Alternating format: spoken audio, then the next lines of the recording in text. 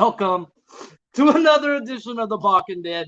I'm still fucking Sharpie's Bets, and this show's still sponsored by Prize Picks. So go on over there if you haven't. Use promo code PUBSPORTS and get your first match deposit up to $100 from us, but just by using the promo code. So go on over there, use that promo code PUBSPORTS, get yourself a match deposit up to $100. So 25 gets you 25, 100 gets you 100, and yeah. Shout out to you guys for coming in. Smash the like if you haven't. We see a YouTube. We got one dude in the chat. He rolling. Let's fucking go. We need more. Hit the fucking share. Hit the retweet. Hit the link if you're in Twitter world and come join us, guys, because we got 4 games to tackle, 4 games to make some money on, and yeah, let's get to the monies, as my guys would say. First game we're gonna attack today. Padres at the Guardians, game 2. We got McKenzie Gore versus Cal Quantrill. McKenzie Gore is 2-0 with a 1.76 ERA in 3 games. 2 coming versus the bum-ass Reds, but it was a back-to-back, and he still shoved on that back-to-back. He went from 7 Ks to 10 strikeouts facing the same team. And to me, he was a wait-and-see last week because I don't have a big record of him on back-to-backs, but he showed he is fucking legit. His fastball plays up into the big leagues, guys. His first game out versus these Braves, he only had his fastball working. His curveball slider was not working one bit. He pumped 80% fastballs and only gave up 2 runs. So when this guy's breaking balls are on, he is elite. Throws 96 plus from the left-handed side. And yeah, they haven't gave us his K prop yet. On Prize Picks, it is at 5.5. His fantasy score is 33.5. Cleveland, the last month versus left-handed pitching, 9.6 walk percentage, 24.4 strikeout percentage, batting 194 with 569 OPS with an isolated power of 0.93. That's bad, guys. Well, let's get into the last 2 weeks, last 15 days. 7% walk percentage, so they just dropped 2.6. They're still at 24% strikeout percentage. Their average got from bad to worse. They're now hitting 179 with a 495 OPS and an isolated power of 0.81, guys. They're not seeing the fucking ball from the left-handed side. They're not. And we're going to take advantage of that, guys. McKenzie Gore last time out threw 102 pitches, so he's ready to go for 100-plus pitches. I see him going 6 innings, 2 earned runs or less, and at least 5 strikeouts. That's going to hit us over on his fantasy score, guys. So we're going to take McKenzie Gore over versus a team who just can't hit lefties right now, and this ain't just no regular lefty. On the other side, Cal Quantrill. He's been solid, 1-1 with a 3.27 ERA versus 3 top 7 hitting teams this year. Now he gets the Padres. They're not top 10 hitting, guys, and this guy's gone against 3 fucking juggernauts and held his fucking own. Padres over the month, 10.6 walk percentage, 22% strikeout, 230 average with a 674 OPS and an isolated power of 119. Isolated power, guys, is a key number we're going to be fucking looking at and watching. League average is 140, guys. So that's going to combine all these stats together for us. And 140, they're batting 119 over the month. But let's drop it down to 15 days.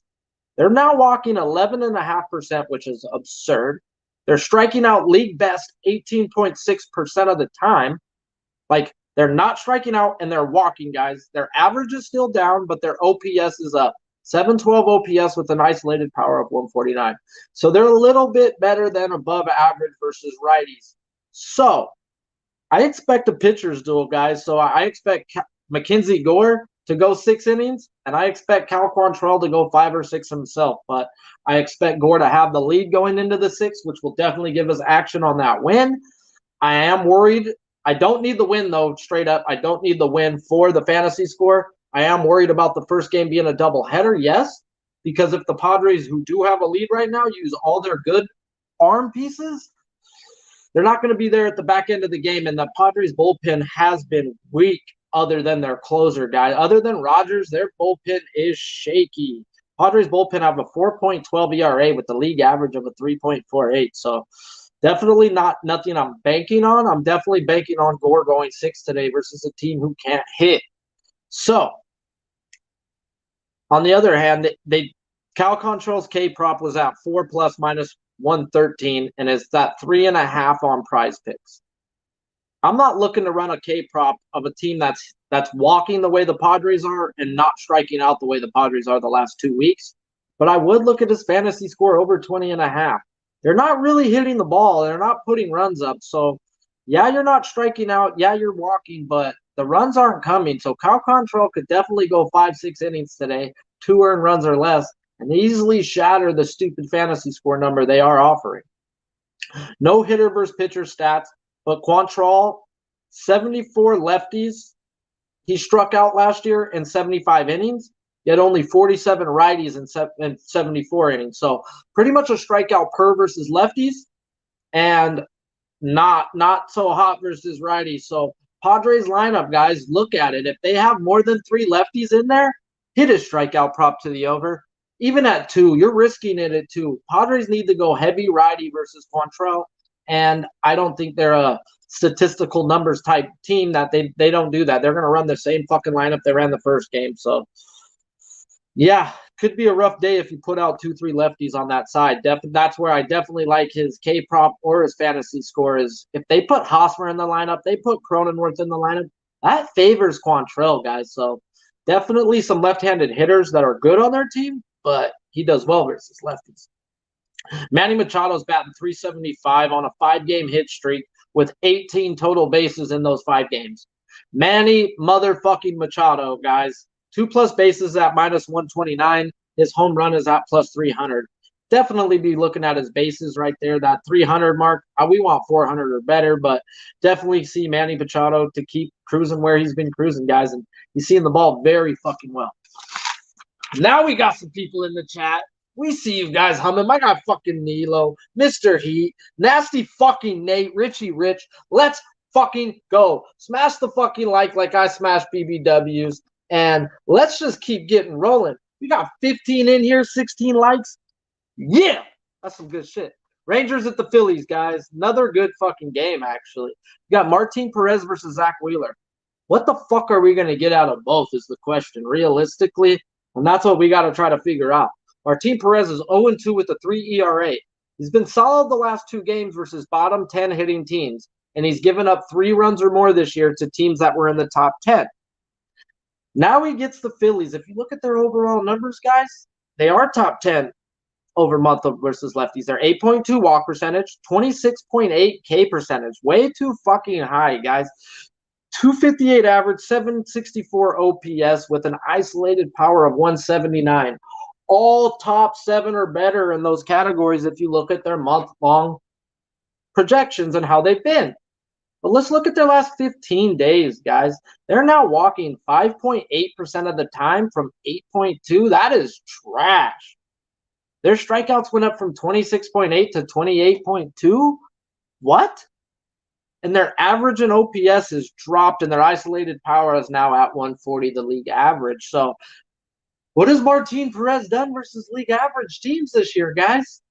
He's went out and gave you fucking 5-6 innings of 2 earned runs or less. So by the fucking numbers, Martin Perez is going out there and he's going to fucking hang for 5-6 innings, which is fucking crazy to say because I'm not a Martin Perez type of guy backer. His K prop 4+ is minus 218 and plus 125 for 5 and up. It's 4 on Prize Picks. There is no value in the juice. They're making you bet a plus money prop at plus 125. But the numbers are fucking there. The 5.8 walk percentage, the 28.2 strikeout percentage. Those numbers say strikeout props, but I'm going to tend to lean towards his fantasy score than the strikeout props because they're not giving us value on that, not on Prize Picks. Zach Wheeler, on the other hand, he's 1-3 with a 5.79 ERA this year, coming off his best start versus the Rockies. There's still some fucking concern, guys. Yes, for me, he's going to be wait and see. Can he go out and have another fucking good game? Yes. And I hope he does because I need me some old Zach Wheeler in my life. But the strikeout percentage and the swing and miss percentage were down drastically from last year's numbers, and his velocity is 2 miles per hour worse than last year. So he was still at 97 last year. He's now down to 95. The swing and miss rate is way down, and his strikeout percentage is way down. So there's some concerns in those other box scores. So for me, I'm going to kick back and wait and see. But Texas versus righties over the year, 7.5 walk percentage, 21% strikeout percentage, 208 average, 571 OPS, 0.92 isolated power. They ain't fucking hitting the ball from the right-handed side. They ain't seeing the ball. That's just month stats. Let's get into 15. It gets even worse. They're now down to 5.6 walk percentage, still at 21% strikeout, 207 average with a 565 OPS and an isolated power of 106, guys. So they're not seeing the ball well. Zach Wheeler definitely can have another good game like last week, but does that mean that shit's going to change for him? I don't know. So I'm going to pay more attention into the other box scores, watch his velo, watch a couple other things, and I'm going to see if Wheeler's bet on. Definitely can't hate anybody looking to ride him or play his fantasy score because the numbers say he should go out there and pitch 6 innings and have a good game. Numbers don't always tell the truth, but, that's for us to figure out and for us to smack them with. But, yes, I see dude in the chat, Wheeler's velocity is down. That's what I brought up right there. It's down 2 miles per hour. So I've got to see Wheeler get back into it, or I've got to then start capping Wheeler as who he is now. So I'm waiting and seeing on him personally. Texas bullpen 3.79 ERA, where the Phillies pin is 3.90. Texas has actually closed out quite a good percentage of their games that they have closed out, where the Phillies have blown half of their fucking games. Knebel has been a fucking just roll your fucking dice with him. So with Zach Wheeler's fantasy score being so high, I would think you need the win with that. And with how shaky Knebel has been, I'm not looking at it in here. So let's look at some hitter stats, guys. The things that are scary versus Martin Perez today, which scares the fucking dog shit out of me and playing him. So if you guys don't play this play, I don't hate you. Didi Gregorius is batting .291 this year.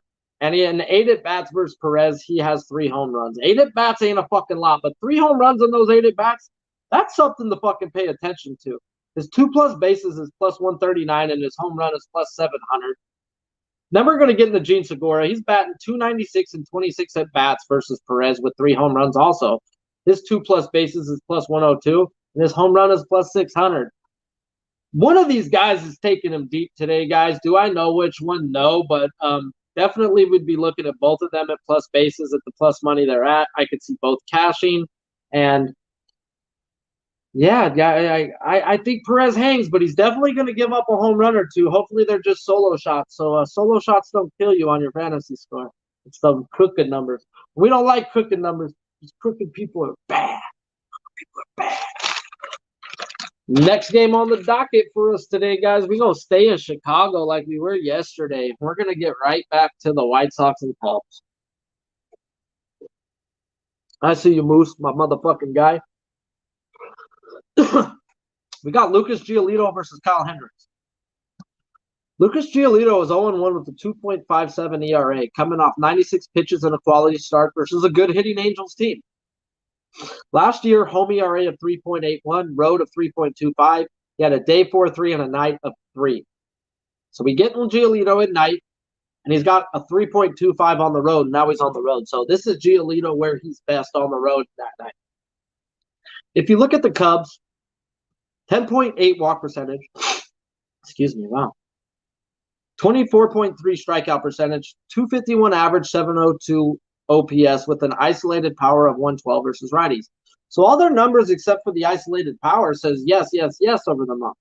Let's get into 15 days. The walk percentage goes up to 11.6. They're striking out at 26.3% of the time from 24.3, and their average is down to 230, and their OPS is down to 648. Both league averages down to ISO is 0.93. Lucas Giolito is going to fucking deal today, guys. That's what that tells me. And a lot of people are probably going to be like, the Cubs smack righties. But like I said, guys, I break shit down from month to 2 weeks. And the 2-week stats are telling me that Giolito is going to go out there and deal. His first 2 games, he didn't go past 75 pitches. Like I said in this one, he's coming off of 96 pitches versus the Angels. And I expect 96 plus today. I expect 6 innings, 3 earned runs or less, and them strikeouts to be there. His strikeout prop is 7 plus minus 106. And on Prize Picks, they have him at 7. So there's no value and taking a prop that you can push on that the books are going to give you at minus 106. So Prize Picks, go drop it down to 6.5 so we could play him. But yeah, dude, this guy's gonna hum today and has really fucking nasty shit. Them strikeouts are real, guys. I like to run a strikeout props at home personally, so we're gonna ride his fantasy score on the road. So give me Giolito today to go 6 strong innings. On the other hand, we have Kyle Hendricks. He's 1-2 with a 5.47 ERA in 5 games. Go through last season, April was super tough to him too, and April's been tough to him this year, and he fucking turned it on May, June, July with a 3 ERA or less in those months. So this is Kyle Hendricks time, guys. Kyle Hendricks likes to fucking turn it on in May and get to going. He is been around for a long time. He's shown us a lot of stats. You can go through years with this guy. This guy loves himself some May. And what are we in? May the 4th be with you if you haven't heard it yet. But White Sox versus righties over the year are walking 5.3% of the time, trash. Striking out 19% of the time, really fucking good. 203 average, 575 OPS with an isolated power of 117. Just not hitting the ball that well versus righties, guys. I mean, this is no secret. Everybody knows the White Sox have been struggling versus righties. Over the last 15 days, they're still walking only 5% of the time. Strikeout is exactly 19%. Same average, 207 with the same OPS, but the isolated power drops a couple points. So pretty much all season long to the last 15 days, the White Sox have been the same fucking team versus right-handed pitching. Nothing's fucking changed. His K prop for Hendricks is at 4+ minus 122, and at Prize Picks, it's at 4 straight. Once again, there's no value in taking a 4 straight that we could push. The books are given a minus 122. So we are value hunters along with number hunters around here, guys. We're not just going to play it because, oh, it says, no, dude, not today, Junior, not today. So fantasy score 21.5, guys. It's way too low for a team not hitting right-handed pitching, guys. So I would look at Hendricks over. Definitely going to take some balls versus some of these hitting numbers we're going to go through. White Sox pin has a 3.59 ERA, where league average is 3.48. And the Cubs bullpen has been elite this year with a 3.27 ERA, guys. So Jose Abreu, 625 and 16 at bats versus Hendricks. And his 2+ is at plus 116, and his home run is at plus 600. Tim Anderson, 385 and 13 at bats. His home run is plus 700. Luis Roberts, only 4 at bats versus Hendricks. Not a lot, but he got 2 bombs in them 4 at bats, and his home run is at plus 500. So definitely some guys who see him well on that White Sox side. Definitely scary to be running his fantasy score, but you know what? Sometimes you got to just hold your nose and fucking go, guys. So Kyle Hendricks, go out there and push for me today. We got you at home. So come on, my guy. Contreras, on the other hand, he has 2 home run and 9 at bats versus Giolito. There was no props out for him yet, but definitely worth a home run prop in my opinion. But let's get into the chat. Real Deal Prime, Moose Bets. Finally, line also coming in on Texas. Fishy line also. I haven't looked at the line on Texas. To be real with you, I don't look at chat on that for this show. Definitely see Perez can have a good day today. Like I said, dude, I definitely could see it, bro. The Phillies have been bet on for me versus lefties, but their numbers are starting to regress. So definitely can see a quality start from Martin Perez today. Last game on the board, though. Definitely last game on the board. Giants at the Dodgers, guys. We gonna stay here. We're probably gonna be talking about these games every time they're fucking here, guys. They're gonna give us some of the best teams in baseball, guys. Alex Wood versus Tony Gonsolin. Alex Wood is 2-1 with a 4.19 ERA in 4 starts.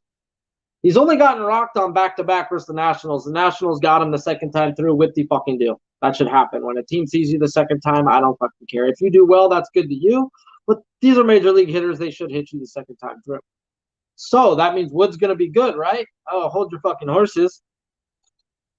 Last year versus the Dodgers, he was 0-2 with a 4.76 ERA in 3 games. He did have 1 quality start, and he gave up 2 earned runs in every start but 1.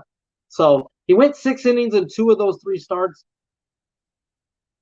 So to me, Alex Wood says he can hang versus these Dodgers. I know the ERA says 4.19, guys, but that could be one bad game. When I dug through it, he made it to 6 innings in that game. It looked like the third time through the lineup got to him.